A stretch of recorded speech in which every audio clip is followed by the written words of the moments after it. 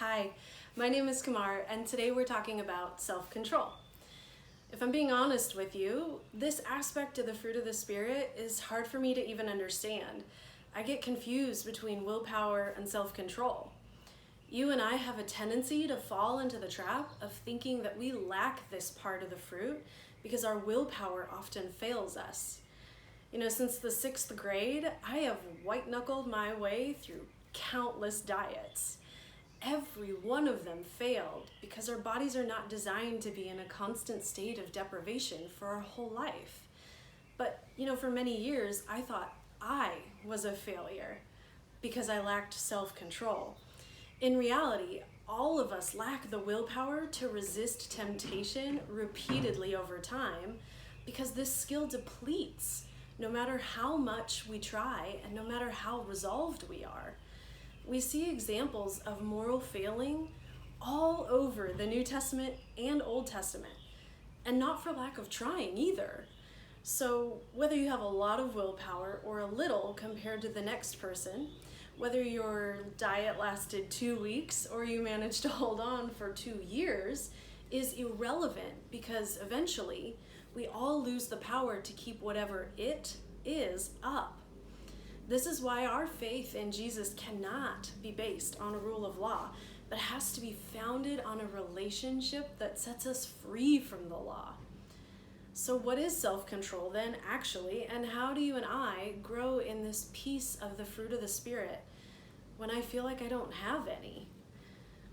Paul tells us in Galatians 5 verses 16 through 18 that the Spirit and your sinful nature are always in conflict over you, so that you do not do what you want.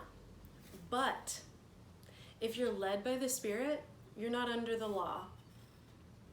And that's a beautiful thing. Before you know Christ, all you know how to do is live by the flesh. That is your only option. Saying yes to Jesus and letting the Holy Spirit guide your life gives you another choice. And having choices is freedom. I heard another pastor preach on this topic, and I love the way he explained it. He said that no matter how much you upgrade your life, aka willpower, you'll always have something trying to control you. You'll always have something trying to control you. We see that in verses 16 through 18, don't we? Every day, it's the Spirit versus your sinful nature. Self-control then is not you being in control. That's not even an option. There are only 2 choices: sin control or spirit control. So self-control then is the opportunity to choose who you let control you. So what then? We just wake up every day and say, I choose to let the Spirit control me? Yes.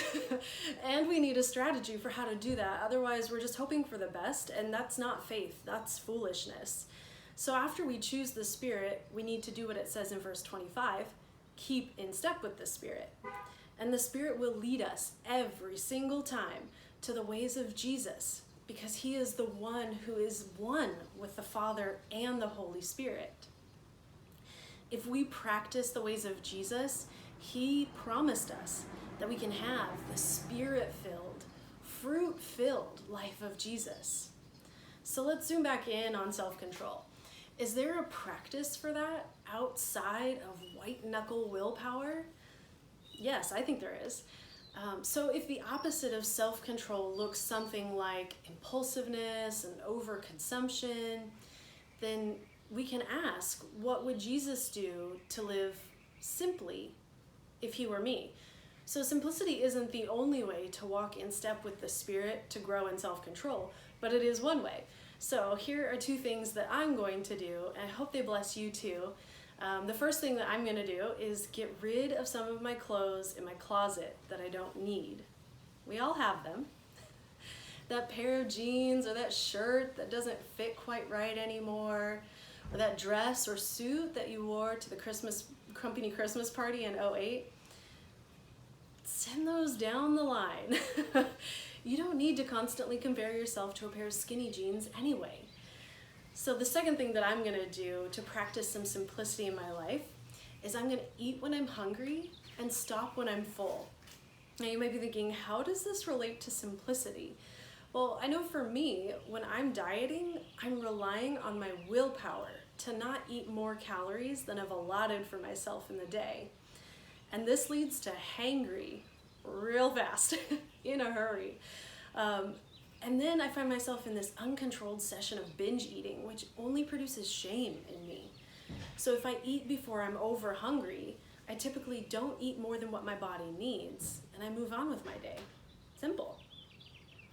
So those are my 2 things. What are yours? Drop a comment below and tell us how you practice simplicity. I'm praying for you guys as you choose to let the Spirit produce His fruit in you and become more self-controlled as a result. If these video devos have been valuable to you, or if you think they might be valuable to somebody that you know, please like, subscribe, and share. Remember, we're living in a time where we can share our faith and encourage somebody with the click of a button. So click the button. Thanks for watching.